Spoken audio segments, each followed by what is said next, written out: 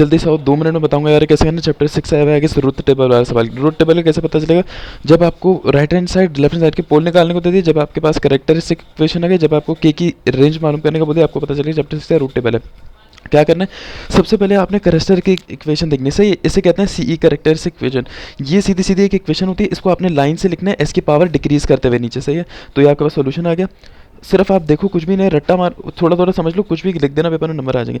Characteristic equation को इस तरह 9 में लिख दे, सही है। एस की पावर 5 4 3 जो भी पावर होगी एस की पावर 0 तक, मतलब लास्ट आपकी एस आ गई, एस की पावर 0 मतलब कांस्टेंट की वैल्यू आ जाएंगी। और फिर आपने क्या करना है, इसके जो कोफिशिएंट है, इसका कोफिशिएंट है 1 3 3 9 4, इसको 1 2 1 2 करके रखना है। मतलब पहला कोफिशिएंट यहाँ पे, दूसरा यहाँ पे, तीसरा यहाँ पे, चौथा यहाँ पे, पांचवा यहाँ पे, छठा यहाँ पे, सारा लाइन से। जैसे इसका 1 3 3 9 है तो 1 3 3 9, उसके बाद 4 और 12, उसके बाद 4 और 12।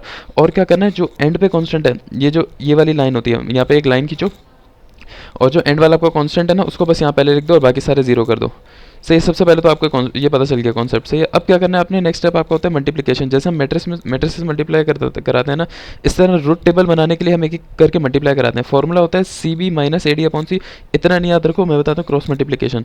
अगर आपको यहाँ पर कोई भी नंबर लाना है, अगर आपको यहाँ रूट टेबल को ना एक एक करके सॉल्व करते हैं नीचे करके, यहाँ तक तो आपने लिख लिया पहले। अब सॉल्विंग होगी, कैसे होगी? 3 मल्टीप्लाई बाय 3, 3 मल्टीप्लाई बाय 3 मतलब C B minus 9 multiply by 1 upon 3।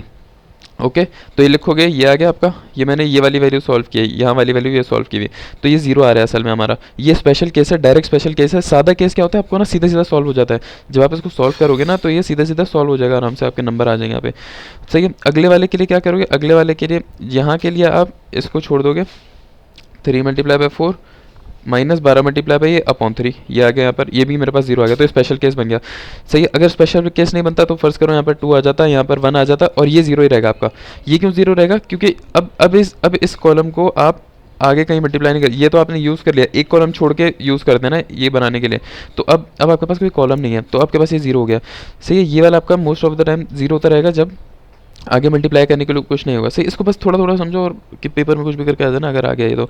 अब ये हमारे पास बन गया स्पेशल केस। क्यों सारे 0 हो गए? सारे 0 होने तो यहाँ पे 1 2, अगर 0 आता 1 2 0 आता तो क्या करते हैं आप? 9 multiply by 1 minus 3 multiply by 2 upon 1, वो वैल्यू यहाँ लिखते हैं। फिर आप यहाँ लिखते हैं 1 multiply by 12 multiply minus 2 multiply by 3 upon 1, वो वैल्यू यहाँ लिखते हैं, यहाँ 0 आ जाता है। और यहाँ आपका नीचे 12। इसको नॉर्मली आप सॉल्व कर लेते हैं और सॉल्व करने के बाद पहला कॉलम देखते हैं, वहाँ से स्टेबिलिटी निकाल लेते हैं। अब यहाँ हमारे पास स्पेशल केस बन गया। जब सारी रो 0 बन जाती है ना, तब पता है क्या करते हो? तब आप क्या करते हो, तब आप सारी रो जब आपकी 0 बन जाए यूँ करके, सही है, तो आप अपना पहला वाला हटाते हो, फिर सॉल्व करते हो। जैसे एक बार रो 0 बनेगी, इसको हटा दो। अब ये वाली अपनी इक्वेशन लिख दो, इसको एक बार डेरिवेट कर देना। सही है। स्टेप समझ आया क्या? जब भी पूरी रो 0 हो जाए अगर, तो पहले वाले को हटाना, पहले वाले को हटा के ये इक्वेशन पकड़ना। ये हमने इक्वेशन पकड़ ली 4 वाली, सही है। उसको डेरिवेट कर दो। इसको जब डेरिवेट करोगे तो आपके पास क्या आएगा? 4 × 3 12। ये आपने इक्वेशन पकड़ लिया।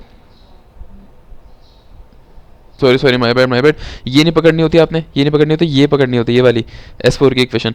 मतलब अगर नीचे 0 आ रहा है ना, तो अब आप ज़ाहिर है इसको सॉल्व नीचे नहीं कर सकते, तो आप क्या करोगे, आप ये वाली इक्वेशन पकड़ना, इसको डेरिवेट कर देना। सही है। ये इक्वेशन कैसे बनेगी? ये S4 की है तो ये आ गया 3S4, क्योंकि S4 की इक्वेशन है ना, तो ये बन गया 3S4 प्लस 9S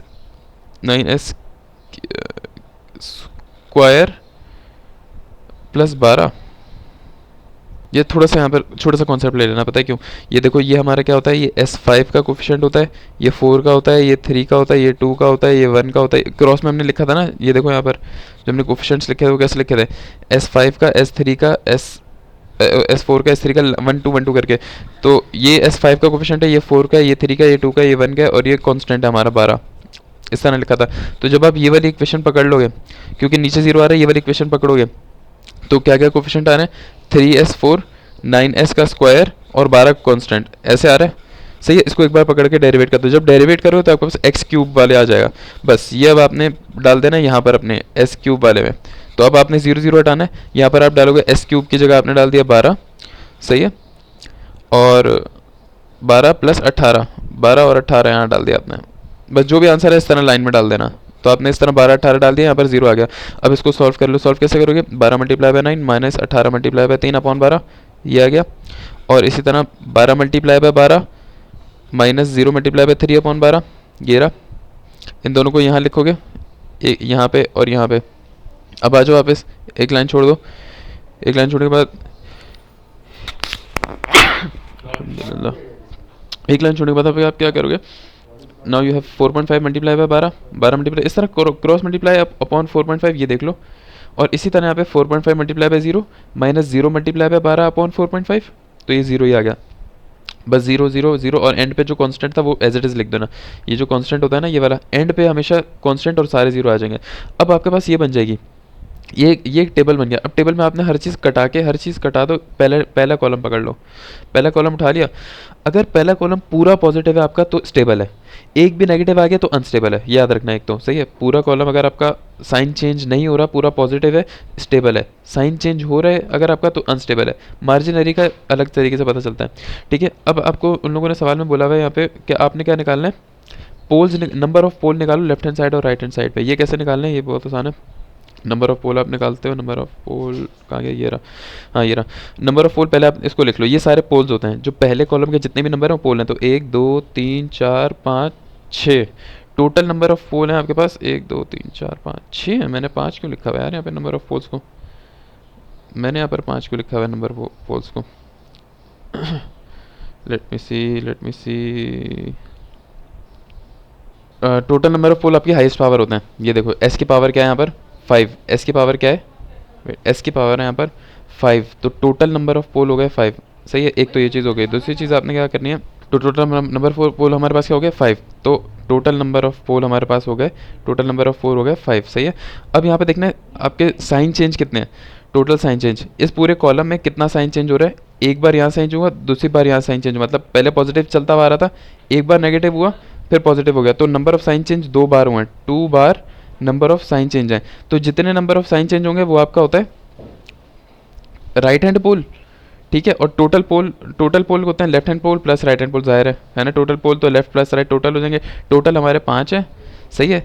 और नंबर ऑफ कितने बार चेंज हुए, 2 बार चेंज हुआ है, तो राइट हैंड पोल 2 है हमारे, 2 में से उसको माइनस करो, लेफ्ट हैंड पोल आ जाएंगे। ओके, तो सिस्टम हमारा अनस्टेबल है। अनस्टेबल क्यों है, क्योंकि एक नेगेटिव साइन आ रहा है पूरे उसमें से, ये सिस्टम हमारा अनस्टेबल हो गया। तो अब हम सॉल्व करते हैं इसके पार्ट बी के लिए। पार्ट बी के लिए ये लोग कह रहे हैं कि के की रेंज बताओ। सही है, के की रेंज कैसे बताओगे, ये जीएस दिया हुआ है, इसकी के की रेंज बताओ। भाई बहुत सिंपल है, ये आपका जीएस लिख दिया। के की रेंज कैसे होती है, हमारा ट्रांसफर फंक्शन ऐसे होता है के जी एस अपॉन 1 प्लस के जी, और इन लोगों ने बोला आपका फीडबैक जो है वो 1 है, तो एच की जगह पहले तो 1 डाला। फिर आपने क्या करना होता है फीडबैक के लिए ना, के की वैल्यू सिर्फ नीचे वाला चीज़ उठानी होती है, ऊपर वाला छोड़ दो यहाँ से, तो नीचे वाली चीज़ को अलग कर लो। सही है, यहाँ पर के और जीएस की जो आपने इक्वेशन थी, जीएस की इक्वेशन डालो, इसको सिंप्लीफाई करो, ये वहाँ जाके मल्टीप्लाई होगा, ये अंदर खुलेगा, अंदर खुलने के बाद के वगैरह सब अलग होगा, यहाँ से एस स्क्वायर एस क्यूब वगैरह अलग कर लो, तो ये आपके पास एक इक्वेशन बन जाएगी। ठीक है, यहाँ से वापस रूट टेबल बनाओ। रूट टेबल कैसे बनेगा, एस की पावर 3 2 1 और नीचे कांस्टेंट, ये आपका कांस्टेंट है। कांस्टेंट तो आपने आंखें बंद करके एज इट इज लिख दिया और यहाँ पर 0 लिख दिया। अब क्या है 1 2 1 2 करके, इसका कोफिशिएंट 1 है, एस स्क्वायर का कोफिशिएंट 4 प्लस क्या है, इसका कोफिशिएंट 6 माइनस 3 क्या है, तो सबसे पहले यहाँ पर 1 आ गया, इसका कोफिशिएंट है 4 प्लस के, फिर इसका कोफिशिएंट है यहाँ पर 6 माइनस 3 के, और फिर आपका कांस्टेंट यहाँ पर आ गया। अब आपने क्या करना, अब आपने ज़ाहिर ये करना होता है कि 4 multiply by this multiply by this upon this, ये वैल्यू यहाँ पर आती है, ये रही वो वाली आपकी वैल्यू, तो आपकी ठीक है। आपने वापस एक रूट टेबल बना लिया, आपके पास ये आ गया, आपके पास पहला कॉलम बन गया। सही है, पहला कॉलम आपके पास क्या बना, ये मैंने इसके अंदर लिखा नहीं है, ये मेरा पहला कॉलम है, इसको बाहर निकाल लो। पहले कॉलम में आपके पास आ रहा है 1 4 प्लस के और ये वाली वैल्यू और 4 प्लस 2 के। स्टेबिलिटी क्या करोगे, पहला कॉलम हमारा क्या होता है पॉजिटिव, मैंने बताया था ना स्टेबिलिटी के लिए पहला कॉलम पॉजिटिव। हमने पहले कॉलम की सारी वैल्यू यहाँ लिखी है जिसमें के आ रहा है। सही है, तो ये देखो ये 4 प्लस के 4 प्लस 2 के, ये इन सबको इक्वल टू 0 कर दो, इन सबको इक्वल टू 0 करो। सही है, इक्वल टू 0 करने के बाद के की वैल्यू निकाल लो, खत्म। बहुत सिंपल है, इन सबको इक्वल टू 0 करके के की वैल्यू निकालो, ये सारा वहाँ जाके 0 हो जाएगा। यहाँ से के की वैल्यू क्वाड्रेटिक इक्वेशन इस तरह आ जाएगी, ये आ गई। यहाँ से के को इक्वल टू 0 करो, यहाँ पे के को इक्वल टू 0 करो, ये 2 वैल्यूज़ आ गई। सही है, ये सारी वैल्यूज़ आ गई। आप के की रेंज बता दो। के की रेंज वैसे इन लोगों ने -2 से कुछ लिखी हुई थी, मैं आपको पता क्या बोलूँ, जो सबसे एंड पे है ना, जैसे 4.237 के की वैल्यू आएगी, उससे लेकर के की रेंज बना दो सबसे बड़ी तक। तो बस ये सवाल आपका सॉल्व हो गया। यूनिटी फीडबैक सिस्टम कैसे बनेगा यार, ये है आपने यूनिटी फीडबैक सिस्टम बनाना है, ये एक बार देख लो। ये आपके पास जी ऑफ एस फंक्शन है, ठीक है। सबसे पहले आपने क्या बनाना है यूनिटी में, आपने ये आया यहाँ पे सम होता है। सही है, बेसिक है आपका, ये रट्टा मार लो। सही, यूनिटी फीडबैक ऐसे बनता है, इसको रट्टा मारो, इसको रट्टा मारो। ये आपका इनपुट आएगा, बाहर आपका आउटपुट जाएगा। यूनिटी क्या फीडबैक क्या होता है कि एक एच सीधा एच नीचे आके सम हो जाएगा और एक जीएस फंक्शन, खत्म हो गया सवाल। बस ये रट्टा मारो, ये डायग्राम, और इस तरह यूनिटी फीडबैक बनेगा।